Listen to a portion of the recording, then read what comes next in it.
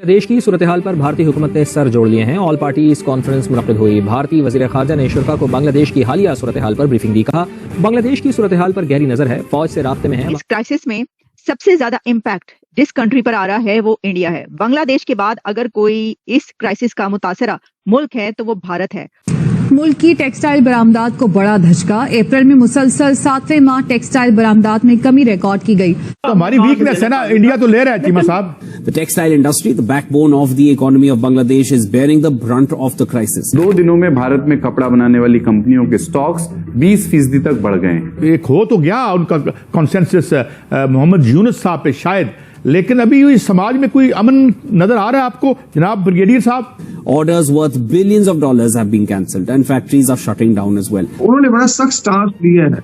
वो सिर्फ इस पे नहीं रुकेगा कि हसीना वाजिब चली गई है, उसके बाद जो है हल्की डोरी हो जाएगा और आर्मी जो है इंटरनल सेटअप ले आएगी। क्योंकि इस वक्त इंडिया जो है वो बहुत ज्यादा असला इजराइल को बेच रहा है। 1 घंटे के अंदर हिंदुओं पे और मंदिरों पे हमले रोक दो, नहीं तुम्हारे जितने दफ्तर और ऑफिस हैं उनको हम हिंदुस्तान से मिसाइल से उड़ा देंगे। इनका ये इलाज है कि इंडिया जो कि बांग्लादेश का नेबर कंट्री है, उन्होंने बांग्लादेश के बॉर्डर पे बीएसएफ जो उनकी बॉर्डर फोर्सेस हैं वहां पे वो तैनात कर दी हैं, क्योंकि बांग्लादेश की इस टाइम जो कंडीशन है बिल्कुल अनप्रडिक्टेबल है, किसी भी टाइम कुछ भी हो सकता है। और इंडियन इन्वॉल्वमेंट, रॉ की involvement in internal matters of the Bangladesh इतनी ज्यादा है कि मुझे एक दफा एक बांग्लादेशी सहाफी ने खुद बताया, मैंने उन्हें कहा पाकिस्तान क्यों नहीं आते? उन्होंने कहा अगर हम बांग्लादेश में पाकिस्तान के वीजा के लिए अप्लाई करें तो हमें बांग्लादेशी गवर्नमेंट ऑफिशियल से पहले रॉ के ऑफिसर्स के इंटरव्यू से गुजरना पड़ता है। यकीन करें, पिछले 35 साल से हम दुआएं मांगना शुरू कर देते हैं कि या मेरे मालिक किसमें कोई पाकिस्तानी ना हो, कोई मुसलमान ना हो। यासिफ मर्चेंट साहब ने इतना नुकसान पहुंचाया है पाकिस्तान को। हम लाते हैं टॉक शोज और अनलिमिटेड एंटरटेनमेंट सिर्फ YouTube पर। अगर आपने अभी तक हमारा चैनल सब्सक्राइब नहीं किया तो अभी सब्सक्राइब करें और बेल आइकॉन को क्लिक करके हमारी लेटेस्ट वीडियोस के बारे में अपडेट जानें। बांग्लादेश में जारी राजनीतिक संकट और हिंसा के बीच शेख हसीना प्रधानमंत्री पद से इस्तीफा देकर देश छोड़कर जा चुकी हैं। अब देश की कमान सेना के हाथ में है, जो अंतरिम सरकार बनाने में जुट गई है।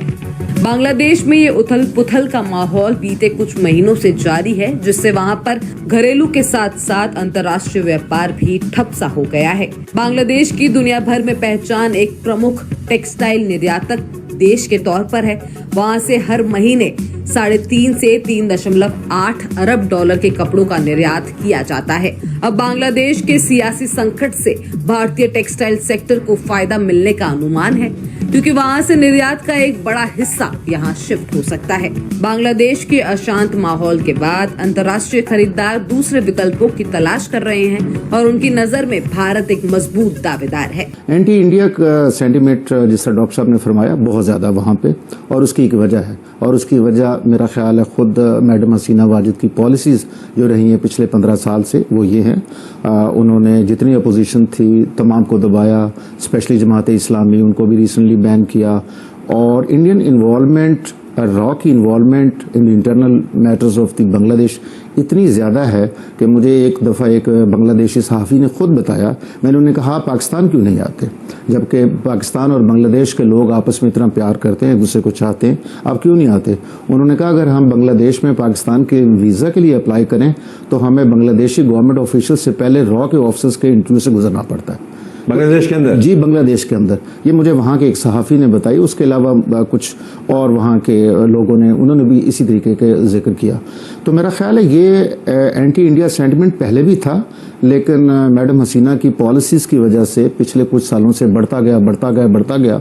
और जिस तरह अभी आप कह रहे थे कि पिछले 2-3 हफ्तों में ये सिचुएशन डेवलप हुई, आई वुड से कि ये पिछले 2-3 हफ्तों में तो जरूर डेवलप हुई, लेकिन ये इसका फ्लैश पॉइंट था जबकि ये सिचुएशन ये लवा पक रहा था बहुत सालों से। ठीक, और उसके पीछे ये जो कोटा सिस्टम है ये तो पहले भी आया था, आज से कोई 3-4 साल पहले भी उठा था, लेकिन उस वक्त इतने हालात खराब नहीं हुए थे। बट ये इंडियन इन्वॉल्वमेंट इतनी ज्यादा हो गई कि और कोटा सिस्टम, फिर पहले स्टूडेंट्स खड़े हुए, वो ट्रिगर बन गया, ट्रिगर बन, लेकिन बैकग्राउंड उसका कुछ और। वो ये भूल गई कि बांग्लादेश की आजादी के लिए भारत की फौज नहीं आई थी, वो पाकिस्तान से दुश्मनी के लिए फौज भारत की वहां आई थी। तो ये जो गुस्सा है, उसके बाद मैं एक बंगाली बिजनेसमैन को मिला लंदन में, मैंने कहा बड़ी मुबारक हो जो आप अभी मुझे कुछ कह रहे थे, आप तो बहुत कामयाबी से जा रहे हैं, मईशत बड़ी अच्छी है। हंस के कहने लगे हाँ हमने भारत की गुलामी कबूल कर ली है, तो अब हमारा हालात निस्बतन बेहतर है। अब इसके ये जुबानी बात थी, तो एक तो ये कि अगर आप तसल्लुत किसी का एक्सेप्ट कर ले तो शायद आपको कोई डिफेंस का खतरा नहीं रहता वगैरह वगैरह। लेकिन बावजूद इसके हसीना वाजिद जो हैं उन्होंने पिछले 5-6 साल में कोशिश की कि चीन और भारत के दरमियान वो एक तवाज़ुन पैदा करें। उसकी वजह ये थी कि उनको अंदाज़ा था कि भारत के से लोगों को बहुत नफरत है, और जिन लोगों को आजकल के नौजवानों को इस बात का अंदाज़ा नहीं, जब पाकिस्तान की जो बनने से पहले एक लेट से एक झलक नजर आई थी, वो डिवीजन ऑफ बंगाल में आई थी, शायद 1904 या 5 कि वो 20वीं सदी के आगाज़ का है कि डिवीजन ऑफ बंगाल हुई थी, और वो भी इसी बुनियाद पर हुई थी। उस वक्त ये थे कि जो मुसलमान थे बड़े बैकवर्ड थे, जितने बड़े बड़े महाजन थे या ज़मींदार थे बंगाल के वो हिंदू थे, तो बड़ी एक रिजेंटमेंट थी। और इसीलिए आपको समझ आएगी कि मुस्लिम लीग का जो पहला इजलास है 1906 में वो ढाके में हुआ था।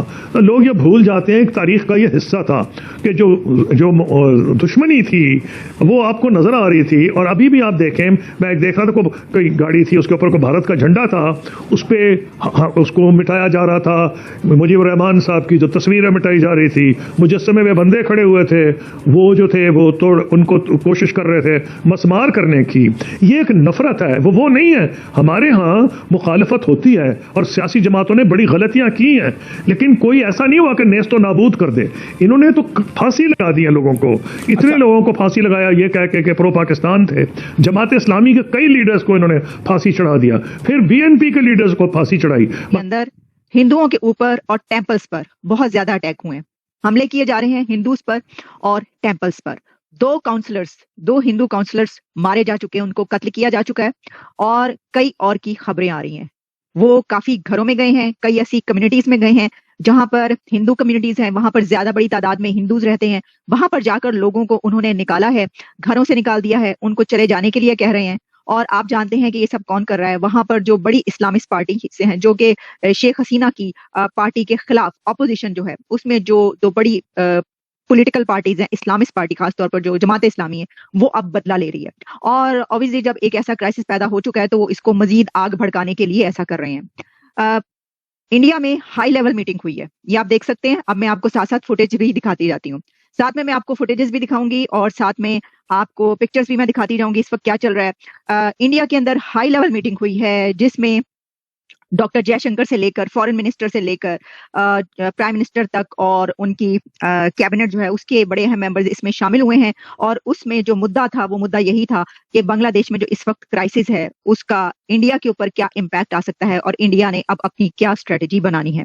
तो इस वक्त सबसे ज्यादा जो मैंने आपसे जैसा कि कहा कि जो मुल्क मुतासरा है वो इंडिया। इसकी वजह यह है कि देखें भाई, जो मैंने एक बात की कि अगर वहां पर बांग्लादेश में कोई 1 करोड़ से ज्यादा हिंदूज मौजूद हैं, तो अगर वहां से वो रिफ्यूज हासिल करने के लिए किसी कंट्री में जाते हैं तो ऑब्वियसली वो इंडिया में ही जाएंगे।